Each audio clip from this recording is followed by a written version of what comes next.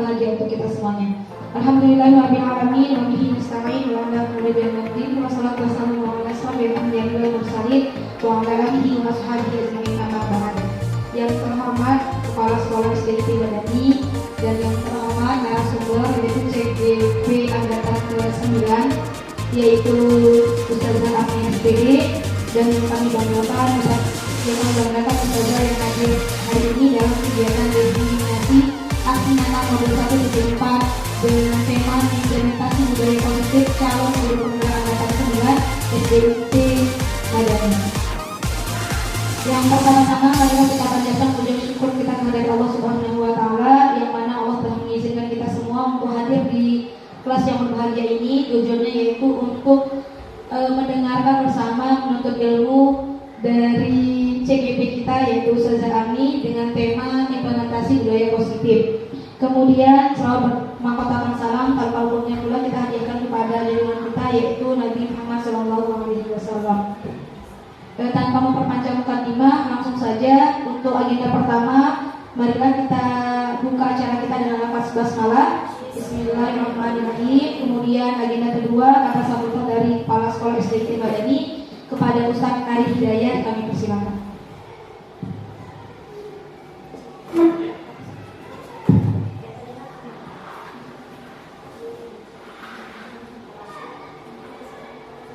Bismillahirrahmanirrahim. Assalamualaikum warahmatullahi wabarakatuh.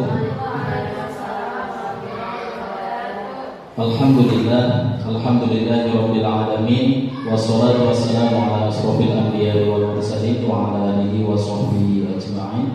Puji syukur sama-sama kita panjatkan kehadirat Allah Subhanahu wa taala. Hari ini kita bisa berkumpul di ruangan yang berbahagia ini dalam rangka untuk melaksanakan kegiatan diseminasi calon guru penggerak yang angkatan 9. Dalam hal ini ya, di sini ada Ustazah Ani.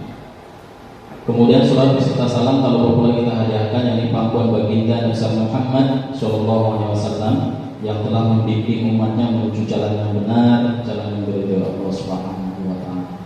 Para ustaz dan ustazah sekalian yang kami banggakan, hari ini kita akan menyaksikan ya paparan daripada calon guru penggerak kita Ustazah Ani terkait masalah budaya positif ya.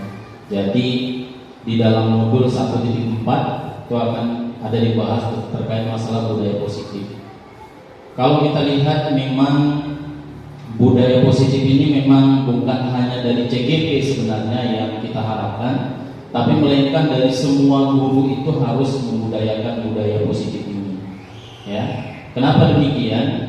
Karena budaya positif ini itu sangat diperlukan baik untuk guru itu sendiri, kemudian siswa, dan lebih-lebih terkait dengan pembentukan karakter siswa. Ya, hari ini kalau kita lihat, ya, kenapa banyak anak yang terlambat misalnya? Kenapa banyak anak yang terlambat? Ya, kurang disiplin. Kenapa? Karena memang budaya positif yang kita lakukan pun mungkin belum sesuai dengan yang diharapkan. Contoh misal, anak terlambat pasti ada sesuatu hal, atau bisa jadi misalkan gurunya yang terlambat, ya, gurunya yang membuat terlambat. Kenapa demikian? Selama ini dia melihat gurunya ketika hadir di sekolah itu sudah melewati jam yang ditentukan, sehingga ya anak tersebut pun akan mengikuti kegiatan yang dilakukan oleh gurunya. Makanya perlu budaya positif di sini yang harus dilakukan, ya. Karena kedisiplinan itu pun salah satu merupakan budaya positif yang harus selalu dilaksanakan di sekolah, ya. Jadi kita harapkan nanti ya kepada para ustaz dan ustazah sekalian, karena hari ini akan dipresentasikan kemudian akan dipaparkan terkait budaya positif. Kita harapkan pertama diambil kesimpulannya. Kemudian yang kedua, coba saling berkreativitas, budayakan ya, membuat budaya positif yang lain. Ya, jadi harus bervariasi dan setiap guru itu harus memiliki budaya positif yang baik, gitu ya, yang diterapkan di kelas nantinya. Dengan adanya berbagai macam ataupun banyaknya budaya positif yang keluar nanti daripada ide-ide guru-guru sekalian, maka ketika kita kolaborasikan, kemudian kita kumpulkan, kita akumulasi, kemudian kita jadikan ini sebuah buku, kemudian dijadikan sebuah kebiasaan di sekolah, ya, insyaallah karakter anak-anak kita itu akan terbentuk dengan baik, ya. Jadi saya harapkan ya dalam kegiatan ini kita semua nanti berpartisipasi aktif, kemudian saling bertanya jawab, saling memberikan masukan, kemudian saling memberikan ide dan gagasan. Mudah-mudahan dengan adanya ide dan gagasan yang kita sampaikan nanti ini bisa menjadi langkah awal perbaikan ke depan untuk sekolah kita ini. Mungkin itu saja yang dapat saya sampaikan untuk siang hari ini. Mudah-mudahan kegiatan ini bisa berjalan dengan baik. Ya, saya ucapkan selamat kepada Ustazah Ardi yang sudah sampai ke tahap ini, yang sudah sampai ke modul 1.4. Mudah-mudahan bisa bertahan sampai di akhir nanti. Itu saja, kurang lebih saya mohon maaf. Saya akhiri, assalamualaikum warahmatullahi wabarakatuh.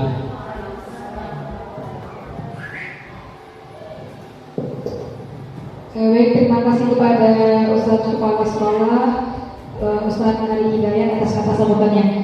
Agenda berikutnya yaitu pemaparan materi tentang implementasi budaya positif oleh CKP Angkatan 9 yaitu Ustazah Arni. Kepada Ustazah dipersilakan. Ala umuri bin wadin asyhadu an la ilaha illallah wa asyhadu anna Muhammadar Rasulullah. Segala puji bagi Allah, Rabb pemilik dan pengatur waktu, sehingga teman-teman semua dan kita semua dapat hadir dan berkumpul di acara diseminasi aksi nyata modul 1.4. Nah, di sini teman-teman, saya akan berusaha mengimplementasikan budaya positif sebagai calon guru penggerak. Nah, teman-teman, di sini kita akan langsung mulai aksi nyata modul 1.4 budaya positif, menyebarkan pemahaman dan pengalaman penerapan budaya positif. Oke, sebelumnya saya ucapkan dulu selamat datang para guru hebat. Insya Allah kita yang akan membawa seperti apa generasi yang akan datang. Hari ini kitalah yang menentukan sebagai guru. Nah, mari belajar bersama, berkolaborasi, saling mendukung demi mewujudkan disiplin positif di sekolah yang kita cintai ini. Oke, di sini konsep utama modul budaya positif yang pertama yaitu perubahan paradigma belajar. Yang selanjutnya disiplin positif, kebutuhan dasar manusia, motivasi perilaku manusia, posisi kontrol, keyakinan kelas, dan segitiga restitusi. Nah, di sini inilah yang akan kita bahas hari ini teman-teman. Boleh nanti dikasihkan masukan, pertanyakan. Jadi ini adalah materi yang akan kita bahas hari ini.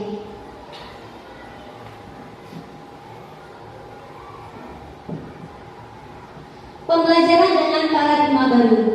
Nah, pembelajaran dengan paradigma baru dirancang berdasarkan prinsip pembelajaran yang terdiferensiasi, sehingga setiap murid belajar sesuai dengan kebutuhan dari tahap perkembangannya untuk mewujudkan profil pelajar Pancasila. Yang dimana kita tahu bahwasanya profil Pancasila itu ada 6 poin. Yang pertama, beriman dan bertakwa kepada Tuhan Yang Maha Esa atau berakhlak mulia seperti itu ya. Selanjutnya yaitu mandiri, ya, selanjutnya bernalar kritis, kreatif, bergotong royong, dan berkebinekaan tunggal. Seharusnya ke kanan ya, cuma agak terbalik.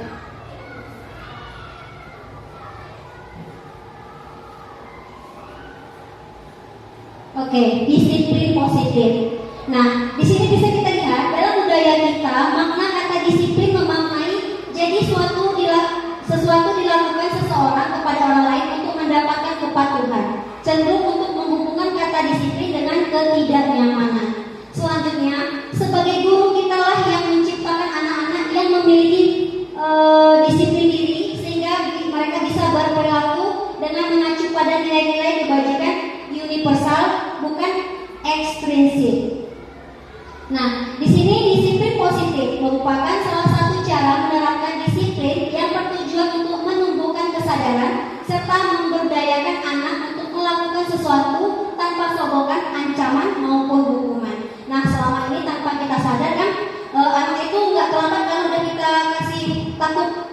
dapat hukuman gitu, karena udah kita bilang hukuman ini gitu. Jadi mereka takut untuk lamar. Jadi bagaimana kita bangun motivasi mereka supaya mereka itu datang memang karena mereka ingin datang cepat gitu, bukan karena hukuman atau karena dapat penghargaan kalau cepat datang seperti itu. Nah, kebutuhan dasar manusia. Nah, manusia itu nggak jauh-jauh dan tidak bisa jauh dari kelima perkara ini. Yang pertama yaitu bertahan hidup. Sebagai manusia, bukan hanya manusia, bahkan hewan pun memiliki naluri untuk bertahan hidup. Apakah mereka akan memangsa hewan yang lain untuk bertahan hidup atau lari dari pemangsa untuk tetap bertahan hidup? Nah, apalagi kita manusia yang memiliki jiwa dan akal pasti memiliki sifat bertahan hidup. Yang kedua yaitu kasih sayang dan rasa diterima. Mungkin tentu kita menyayangi anak kita, kita disayangi oleh orang tua kita, dan kita saling menyayangi. Ini tidak jauh-jauh dari kita sebagai manusia. Nah, yang ketiga yaitu penguasaan. Nah, bayangkan ketika kita memiliki murid, lihat di kelas itu, ada nggak yang merasa berkuasa, gitu kan? Murid itu memiliki sifat-sifat yang seperti ini. Bahkan kita pun tanpa kita sadari. Nah, memiliki sifat penguasaan, ingin memiliki sesuatu, ingin mempunyai rumah atau dan lain sebagainya. Nah, yang selanjutnya yaitu kebebasan, ya kan? Semua kita ingin bebas tanpa ada tekanan atau yang dikatakan yang belum merdeka, tapi kita ingin kebebasan yaitu merdeka seperti itu. Nah, yang selanjutnya yaitu kesenangan. Setiap kita pasti ingin memiliki rasa senang. Selanjutnya, motivasi perilaku manusia. Motivasi merupakan dorongan yang timbul pada diri seseorang secara sadar atau tidak sadar untuk melakukan sesuatu dengan tujuan tertentu. Nah, yang pertama menghindari ketidaknyamanan. Murid melakukan disiplin diri karena ia takut dihukum. Ini merupakan motivasi ekstrinsik, ya, ekstrinsik. Murid itu datang itu karena memang seperti yang saya bilang tadi, takut dihukum, jadi cepat datang. Bukan karena memang harus datang cepat, bisa membaca sebelum masuk dan lain sebagainya. Tapi karena memang takut karena gurunya mungkin marah kalau dia telat atau dihukum ini. Jadi itu dikatakan motivasi intrinsik, gitu. Motivasi dari luar. Selanjutnya, mendapatkan imbalan atau penghargaan dari orang lain. Nah, anak saja kalau datang cepat nanti dapat hadiah ya, atau nanti dapat bintang atau dan lain sebagainya, bla bla bla seperti itu. Nah, murid melakukan disiplin diri karena dia ingin mendapatkan imbalan. Ini merupakan motivasi ekstrinsik juga dari luar. Motivasinya dari gurunya, dari orang tuanya. Nah, nanti kalau kamu cepat, nanti mama kasih ini ya pulang sekolah. Motivasinya dari luar, belum dari anak itu sendiri. Nah, selanjutnya menghargai nilai-nilai kebajikan diri sendiri. Nah, murid melakukan disiplin karena sadar akan nilai kebajikan dirinya. Ini merupakan motivasi intrinsik. Di mana kita tahu bahwasanya motivasi intrinsik itu adalah motivasi yang hadir, yang tumbuh dari anak tersebut tanpa orang lain mempengaruhi. Dia memang udah cepat datang, dia nanti sempat membaca buku, dia sempat menghafal dan lain sebagainya. Itu dia motivasi intrinsik tanpa pengaruh orang lain. Nah, konsep disiplin dengan identitas gagal. Nah, hukuman. Hukuman itu biasanya apa, teman-teman? Menyakitkan, tidak nyaman, murid takut, memaksa, murid menyembunyikan kesalahan, murid menjadi rendah diri. Ini yang terjadi kalau kita melakukan hukuman. Mereka merasa sakit, tidak nyaman, besok ingat dia bisa jadi itu dan lain sebagainya. Nah, biasanya itu lebih ke poin yang ini, murid menyembunyikan kesalahan. Contohnya, bang hari ini sholat full enggak? Karena takut dihukum, ya saja sholat full. Artinya murid tidak jujur. Nah, apa selanjutnya? Penghargaan. Nah, ada yang penghargaan itu tidak efektif, merusak hubungan. Apalagi anak-anak kita tidak semuanya benar-benar ini ya, banyak sifat juga, ada sifat iri, mematikan kreativitas, menghukum dengan sistem ranking, merampas hak menghargai dirinya. Nah, konsep disiplin dengan identitas sukses. Nah, ini ya konsekuensi. Penguatan jangka pendek perlu monitoring berkelanjutan, stimulus respon, murid menghormati peraturan, kehilangan waktu untuk merenungi, kesalahan konsekuensinya. Nah, coba lihat di sini ada restitusi. Restitusi itu murid bertanggung jawab atas perilakunya. Apa nanti restitusi? Maka kita akan lihat selanjutnya. Nah, fokus pada pemecahan masalah jangka panjang. Murid menghormati dirinya dan orang lain atau orang di sekitarnya. Selanjutnya teori kontrol atau dirinya yang memegang kontrol, bukan orang lain apalagi orang sekitarnya gitu ya kan. Murid bersemangat memperbaiki kesalahan. Selama ini kita tanpa sadar ya kan, yaudah minta maaf cepat minta maaf. Tapi kita tidak berusaha untuk murid itu menyadarkan mereka untuk menyelesaikan masalahnya. Kenapa harus berontak dan lain sebagainya seperti itu. Nah, konsep disiplin pendekatan restitusi. Mungkin saya juga sebelumnya belum pernah mendengar kata restitusi. Kalaupun pernah dengar gitu kan, secara tidak sadar kita abai itu. Apa sih restitusi itu? Sebuah cara menanamkan disiplin positif pada murid. Ini dia pengertian restitusi. Restitusi adalah proses menciptakan kondisi bagi murid untuk memperbaiki kesalahan mereka. Nah, untuk memperbaiki kesalahan mereka sehingga mereka bisa kembali pada kelompok mereka dengan karakter yang lebih kuat. Itu adalah dosen pada tahun 2004. Itu dia pengertian restitusi ya. Jadi proses menciptakan kondisi di mana murid itu bisa memperbaiki kesalahan mereka. Bukan menunjuk kamu tadi duluan, kamu, tapi apa yang udah kita lakukan tadi, diperbaiki gitu. Kita membuat murid itu secara sadar harus memperbaiki kesalahannya. Nah, ciri-ciri restitusi ada nih. Yang pertama, bukan menebus kesalahan, namun belajar dari kesalahan. Bukan maaf ya, itu nggak cukup besok terulang lagi. Tapi memang menebus kesalahan. Namun belajar bukan menebus, tapi belajar dari kesalahan yang telah dilakukan gitu. Yang selanjutnya, memperbaiki hubungan. Lanjut, tawaran bukan paksaan. Artinya kita memberi tawaran, kita nggak maksa. Harus minta maaf ya. Kalau enggak nanti kamu, ayo neraka itu begini loh. Kalau saling memaafkan, itu memang tujuannya baik. Cuma namun caranya belum tepat seperti itu. Jadi ini kita memberikan tawaran, bukan paksaan. Jadi harus memaksa mereka, tapi jangan makin si dongkol ya. Pasti sering kita lakukan. Karena saya pribadi juga masih seperti itu sebelumnya. Nah, selanjutnya itu menuntut untuk melihat ke dalam diri. Kayak coba deh introspeksi diri gitu, kita kasih anak kita. Coba apa yang sudah kita lakukan. Coba betul nggak, baik nggak, benar nggak tadi gitu ya. Jadi selanjutnya mencari kebutuhan dasar yang mendasari tindakan. Tindakan apa tadi yang kita dilakukan oleh mereka, maka mencari kebutuhan dasarnya itu apa. Apa yang awalnya terjadi sehingga terjadi pertengkaran dan lain sebagainya. Nah, yang selanjutnya menguatkan dan fokus pada solusi. Kita itu mencari solusi, bukan malah siapa tadi saksinya, datang saksi merembes kemana, saksi mana lagi merembes gini-gini, entah kemana, akhirnya melebar dan panjang, nggak selesai juga masalah. Ini dia. Perbedaan. Contoh kasus siswa yang sering tidak mengerjakan PR. Mungkin bukan hanya teman-teman ya, saya juga mengalami anak saya yang merasa PR itu bukanlah sebuah tanggung jawab gitu. Kalau nggak siap pun nggak apa-apa gitu. Mungkin belum ada kesadaran. Nah, hukuman, guru menghukum murid berjemur di lapangan selama 15 menit. Itu pernah juga terjadi bahkan hari ini gitu ya kan. Guru marah dan murid menjadi takut. Apa efeknya? Itu adalah hukuman yang kita berikan secara tidak sadar. Yaudah itu aja hukumannya gitu ya kan. Nah, konsekuensinya apa? Ini dia. Guru memberikan konsekuensi untuk mengerjakan PR-nya saat istirahat atau dikerjakan sebanyak 2 kali lebih banyak. Atau nggak siap PR kan? Nah, kerjakan 2 kali lipat gitu. Nah, guru tegas dan siswa menghormati aturan. Selanjutnya, dengan cara restitusi, guru menanyakan keyakinan kelas. Kalau biasanya kita buat peraturan kelas, kalau di peran guru penggerak itu bukan lagi peraturan kelas, tapi keyakinan kelas. Kenapa harus keyakinan kelas gitu kan? Jadi keyakinan kelas itu murid itu sadar gitu bahwasanya itu memang kebutuhan mereka. Kalau peraturan itu kan guru yang buat gitu ya kan. Kalau keyakinan kelas itu biasanya kita buat bersama-sama, kita sepakati bersama, kita setujui bersama. Jadi ketika melanggar kita lebih sadar gitu. Nah, guru menanyakan keyakinan kelas dirinya dan membantu murid untuk menyelesaikan masalahnya.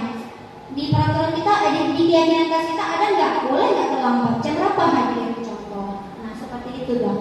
Nah, selanjutnya guru terbuka dan murid menghormati dirinya dan orang lain. Jadi sebagai guru juga kita harus terbuka, memberikan solusi dan menanyakan kenapa harus terlambat. Pasti kakak ada alasan untuk terlambat, tapi kenapa? Gitu ya. Kita akan membuka supaya mereka pun mau jujur dan terbuka kepada kita sebagai guru. Nah, 5 posisi kontrol. Ini ya, 5 posisi kontrol restitusi. Yang pertama menghukum, yang kedua membuat rasa bersalah. Nah, yang ketiga sebagai teman, yang keempat pemantau, yang kelima manajer. Saya jelaskan sedikit tentang kelima ini. Penghukum gitu kan. Kita sebagai guru itu biasanya di kelas gimana? Kalau ada murid apakah langsung dihukum? Nah, kalau kedua membuat rasa bersalah. Biasanya kalimatnya itu seperti ini. Kalau penghukum ya, kamu keluar ya, udah silakan berjemur 10 menit bisa, langsung dihukum. Kalau udah nanti silakan masuk, penghukum langsung dihukum. Yang kedua membuat rasa bersalah. Contohnya muridnya nggak datang terlambat. Ibu kecewa sekali sama kamu. Kenapa kamu telat? Jadi ceritanya di situ kita membuat murid itu merasa bersalah dan murid itu merasa dirinya itu kayak nggak berguna gitu. Kita buat murid itu merasa bersalah. Kalau murid yang rentan, mudah stres, mudah gugup dan lain sebagainya, itu dia guru pembuat rasa bersalah. Selanjutnya itu sebagai teman, pelambarannya. Ya ampun kakak kok telat sih kak, gitu sambil senyum. Jadi murid itu merasa kita tuh temannya. Efeknya apa? Efeknya adalah murid itu merasa saja itu seru, ibu itu seru. Enggak, walaupun telat jadi marahin, ibu itu senyum, bahkan ketawa-ketawa. Jadi murid itu merasa kita tuh temannya. Jadi kalau udah seperti itu apa yang terjadi? Guru yang lain dia harus dekat, yang suka dekat cuma guru yang dia rasa teman tadi. Ketika dia masuk dengan pelajaran lain atau mata pelajaran lain, maka itu yang terjadi, dia kurang respon. Tapi pas guru yang tadi yang masuk, dia senang. Tapi cuma sama satu guru aja, artinya dia jadi memfiguritaskan, itu pun tidak baik. Nah, yang selanjutnya itu pemantau. Pemantau itu biasanya lebih tegas dari yang lain. Tegasnya itu tidak terlalu kejam juga. Seperti kakak sudah nonton hafalan hari ini, nanti ustazah akan tes di jam istirahat. Jadi dipantau anaknya sampai selesai tugasnya. Itu juga ada. Itu lebih baik dari yang sebelumnya. Nah, manajer ini adalah restitusi. Sama semuanya hampir. Cuma mana yang lebih baik di antara 5 ini adalah manajer. Manajer itu adalah sebuah pemecahan masalah. Kenapa telatnya? Tanya dulu kenapa dia telat. Baru kita kasih solusi dan kita ingatkan tentang keyakinan kelas tadi supaya mereka sadar, oh iya ternyata kita keyakinan kelas harus bla bla bla bla ya saja. Iya, kita udah buat bersama. Kakak udah melanggar. Jadi dia kalau dia udah berperan membuat keyakinan kelas, tapi dia akan enggan untuk tidak mengikuti keyakinan kelas tersebut. Nah, ini dia contoh penerapan 5 posisi kontrol. Nih. Oke, penghukum. Patuhi aturan sekolah dulu. Lalu berdiri di depan kelas, menghukum ya, tegas gitu. Yang kedua, pembuat rasa bersalah. Berapa kali ustazah harus memberitahumu, ustazah benar-benar kecewa sama kamu. Kalau murid itu kita sebagai panutannya, kalau kita sebagai figuritasnya, ketika kita bilang kita kecewa sama mereka, mereka merasa bersalah dan keingat-ingat terus itu. Nah, yang selanjutnya itu teman. Ayo kak, agak cepat datangnya. Buat ustazah bangga sama kamu. Kali ini tidak apa-apa kamu terlambat sambil tersenyum. Jadi murid merasa, gitu. Jadi nggak ada rasa dibilang takut enggak, dibilang segan tuh enggak, tapi merasa nyaman. Jadi teman. Sebenarnya antara guru dan murid itu tidak ada yang katanya teman. Murid dan guru itu adalah orang tua dan anak. Harus ada batasan. Nah, selanjutnya itu pemantau. Kamu sudah salah melanggar. Apa peraturan dan konsekuensinya? Kita buat peraturan dan kita ingatkan inilah resikonya. Kalau kakak tidak hafal, inilah resikonya. Kakak tidak makan di jam istirahat dan lain sebagainya. Nah, posisi manajer ini, apakah kamu tahu kesalahanmu? Kita tanya dulu, tahu nggak kamu itu salah? Tahu saja. Kadang-kadang nggak tahu pun dia kan gitu. Nah, kira-kira bagaimana kamu cara memperbaiki kesalahan ini? Bagaimana kamu mengubahnya? Kita kasih solusi. Oh, dia juga menjawab, oh saya harus begini dan begini saja. Oh ya benar. Berarti besok jangan lakukan lagi. Artinya kita memberi mereka sebuah solusi dan mereka juga yang menciptakan solusi murid yang harus berpikir, tanpa kita yang lelah, marah dan lain sebagainya. Nah, keyakinan kelas. Mengapa keyakinan kelas? Mengapa tidak peraturan kelas saja? Nah, ini dia. Mengapa kita memiliki peraturan tentang penggunaan helm pada saat mengendarai kendaraan roda 2 atau motor? Kenapa harus ada peraturan? Berarti kita harus pakai helm kan, karena ada peraturan. Kalau orang betul-betul sadar, helm itu untuk keselamatan, bukan aturan polisi. Tapi memang kita butuh, kita pakai helm saat berkendara. Maka kita harus yakini, memang kita butuh, bukan karena peraturan. Begitu juga dengan keyakinan kelas. Nah, selanjutnya mengapa kita memiliki peraturan tentang penggunaan masker dan cuci tangan? Ingat waktu COVID kita harus pakai masker kemana-mana, cuci tangan kalau memasuki gedung sesuatu gedung gitu ya kan.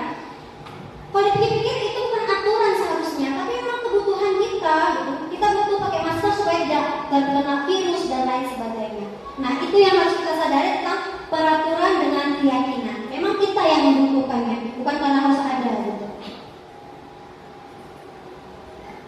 Selanjutnya, bagaimana pembentukan keyakinan kelas? Nah, ini dia. Yang pertama lebih abstrak dari peraturan. Yang kedua berupa pernyataan yang universal.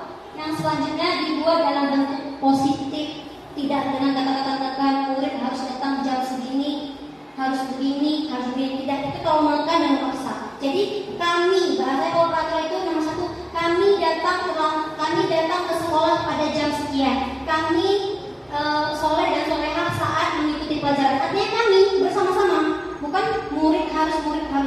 Jadi di situ dia ya. Jadi kata-kata itu lebih positif dan enak didengar. Artinya bersama-sama. Nah, selanjutnya sedikit dan mudah diingat. Artinya mudah diterapkan. Dan sesuai dengan kondisi kelas dan sekolah agar mudah diterapkan. Tengok mungkin apa kekurangan dari sekolah kita ini supaya murid kita ini jadi sesuai dengan kondisinya, dibutuhkan sekolah gitu. Selanjutnya yaitu semua warga sekolah dilibatkan. Artinya nggak mungkin cuma satu kelas aja yang seperti ini. Kita semua harus berperan aktif. Nggak mungkin kelas tinggi aja atau nggak mungkin kelas rendah aja. Kita semuanya berperan aktif dalam melakukan budaya positif tersebut. Nah, ini dia teman-teman, segitiga restitusi. Mungkin saya pun baru ini melihat setelah mengalami pendidikan di guru penggerak. Teman-teman, ini dia segitiga restitusi. Yang pertama, validasi tindakan yang salah. Yang kedua, menanyakan keyakinan. Yang ketiga, menstabilkan identitas. Nah, ini kemarin ada sedikit kasus. Boleh dilihat oleh teman-teman semua.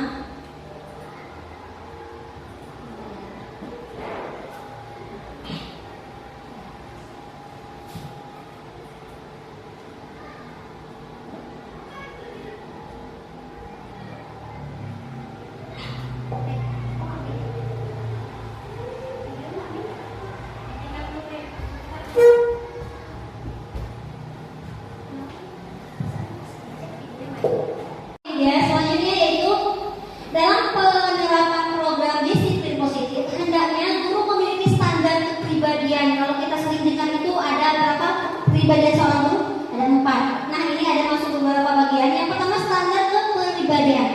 Yang kedua profesional. Yang ketiga sosial yang baik. Di mana guru mampu merefleksikan pada posisi kontrolnya saat ini bagaimana perjalanan dirinya sebagai seorang among, yaitu posisi manajer yang menuntut murid menjadi insan yang mandiri, merdeka dan bertanggung jawab. Ini dia. Kita itu di antara 5 posisi kontrol tadi yang paling tepat kita tempati, kita pakai dan kita lakukan yaitu posisi manajer. Namun beberapa kasus 5 posisi tadi bisa dipakai, tapi alangkah baiknya gitu kan, karena tergantung melihat kondisi, situasi dan bagaimana siswanya juga gitu. Nah, sekarang standar nasional pendidikan sesuai dengan standar nasional pendidikan. Nah, semoga sesi belajar kita hari ini membawa manfaat sehingga dapat mewujudkan pelajar berprofil Pancasila. Salam dan bahagia, Bapak Ibu guru hebat. Insya Allah kita semua adalah guru yang hebat. Oke. Oke, baik teman-teman. Mungkin ya, ini pasti banyak yang ingin bertanya dan banyak yang ingin menambahi gitu teman-teman. Boleh dikasihkan masukan dan lain sebagainya. Terima kasih, saya kembalikan ke moderator.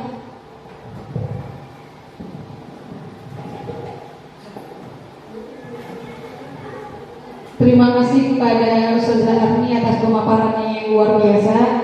Sesi berikutnya yaitu sesi tanya jawab. Kepada Ustazah yang ingin bertanya, dipersilakan sebutkan namanya dan pertanyaannya.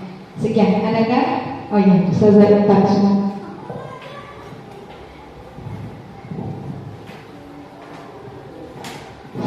Baik, terima kasih sebelumnya. Assalamualaikum warahmatullahi wabarakatuh. Di sini Ustazah Arni sebagai CGP Angkatan 9 ya. Nah, di sini saja kami ingin mengetahui bagaimana atau hal positif apa yang Ustazah dapatkan dari awal mengikuti guru penggerak sampai sekarang. Itu aja Ustazah. Assalamualaikum warahmatullahi wabarakatuh.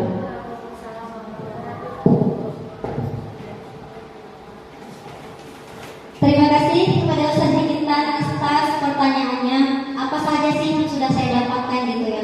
Mungkin kalau saya bilang nanti banyak, kayaknya mungkin deh, tapi kenyataannya seperti itu. Karena banyak kata-kata bacaan literasi yang saya dapatkan dari modul dari 1.1 sampai di 4 ini, banyak pengalaman yang saya rasa, oh ternyata saya itu nggak ada apa-apanya gitu. Dikatakan apalagi kalau kita pahami bahasa Ki Hajar Dewantara ya, Bapak pendidikan kita, katanya kita itu harus menjadi teladan. Secara tidak sadar mungkin ada beberapa bagian yang pernah kita lakukan seperti itu. Namun kita tidak menyadarinya. Tapi di sini saya paham bahwasanya seorang guru itu harus bisa memotivasi dari depan, menjadi contoh untuk anak-anaknya. Jadi kan di sini dikatakan oleh Ki Hajar Dewantara, kita itu adalah guru yang memang harus terus belajar. Kalau kita menjadi guru maka kita harus belajar. Kalau kita tidak belajar maka kita mati. Bukan maksud dalam artian fisik, tapi memang kita memang harus terus melakukan sesuatu itu gitu. Nah, apa yang sudah saya dapatkan?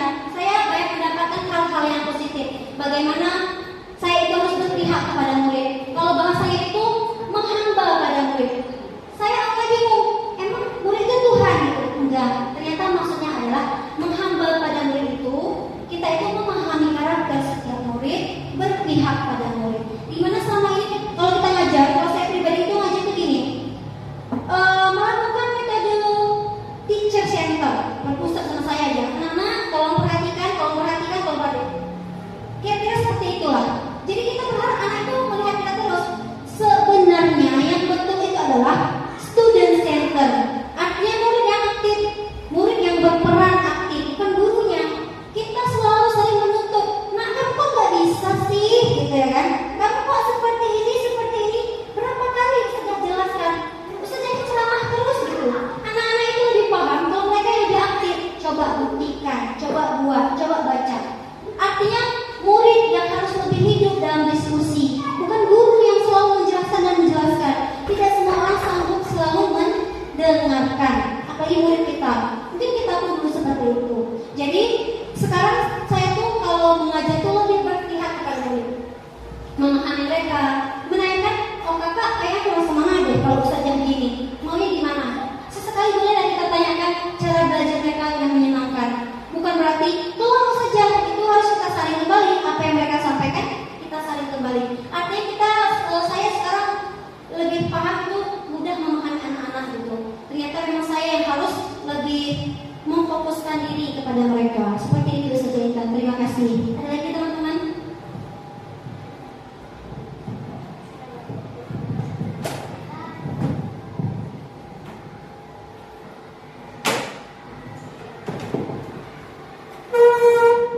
Assalamualaikum warahmatullahi wabarakatuh. Baik Ustazah, ada pun yang saya tanyakan di sini. Selama ini kami memberikan penghargaan kepada anak itu, bagaimana menurut Ustazah kalau kami berikan penghargaan tersebut? Terima kasih.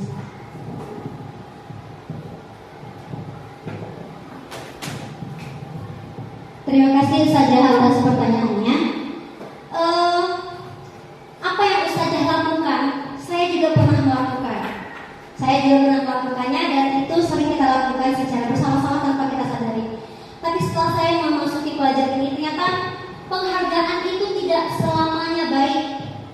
penghargaan itu tidak selamanya positif. Dan penghargaan itu tidak selamanya harus menggunakan barang, contoh hadiah dan lain sebagainya. Kita bisa memberikan penghargaan dengan hal yang sederhana. Contohnya pujian, wah abang bagus sekali ya hari ini. Atau kita puji mereka, wah nggak terlambat. Apa sih salahnya memuji itu? Masya Allah hari ini nggak terlambat, bagus sekali kakak, pintar, semoga besok nggak terlambat lagi. Penghargaan itu tidak mesti barang. Kenapa anak kita mudah sekali naik egonya seperti yang saya sampaikan di modul sebelumnya, di slide sebelumnya tadi? Di sini ya. Nah, ada tadi beberapa anak itu yang memiliki sifat diri itu akan tumbuh ke tidak jadi negatif dia. Jadi penghargaan itu bisa, tapi ke arah mana? Ada yang negatif, ada yang positif. Tidak ada yang melarang itu. Tapi itulah kenyataannya saja. Bagaimana kalau selama ini kita harus belajar memberikan hal sederhana kepada anak-anak. Sederhana tapi berharga gitu. Nih, mana ya? Jauh sekali.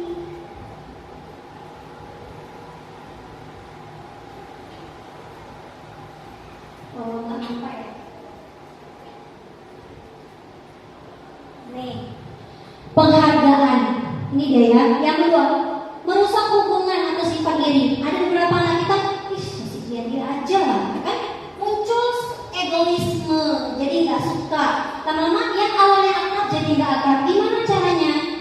Kita memberikan penghargaan, jangan selalu berupa hadiah.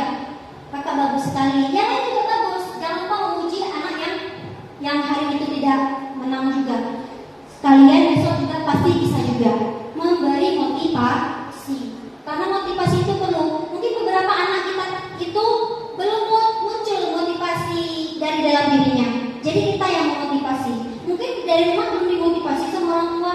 Kita sebagai guru yang memotivasi. Mungkin belum mendapatkan pujian. Kita yang memberikan pujian. Gitu. Menyadarkan anak-anak gitu. Ya kan? Jadi itulah dia ustazah yang dapat saya sampaikan. Ada lagi pertanyaan atau masukan gitu saja? Ada. Oke, baik, terima kasih saja untuk waktunya hari ini. Semoga bermanfaat untuk kita semua. Bagaimanapun, kalau mungkin ustazah tahu dengan filosofi sapu lidi, ya kan? Kalau cuma satu sapu lidi itu tidak akan mampu membersihkan halaman rumah kita yang kotor. Pastinya ada beberapa sapu lidi yang akan membersihkan halaman tersebut. Begitu juga dengan saya hari ini, kalau hanya saya sendiri atau ustazah Intan sendiri yang mengerjakan yang melakukan aksi budaya positif ini, akan sangat lama sekali bersihnya, bahkan nggak bersih gitu, bahkan nggak akan terwujud seperti itu. Jadi kita melakukannya bersama-sama dengan kesadaran bersama. Karena seperti yang saya bilang tadi, kita mencintai sekolah kita. Ketika kita mencintai, maka kita akan sungguh-sungguh melakukan apapun. Mungkin itu saja yang akan saya sampaikan. Terima kasih atas segala perhatian. Mohon maaf atas segala kekurangan. Saya akhiri. Assalamualaikum warahmatullahi wabarakatuh.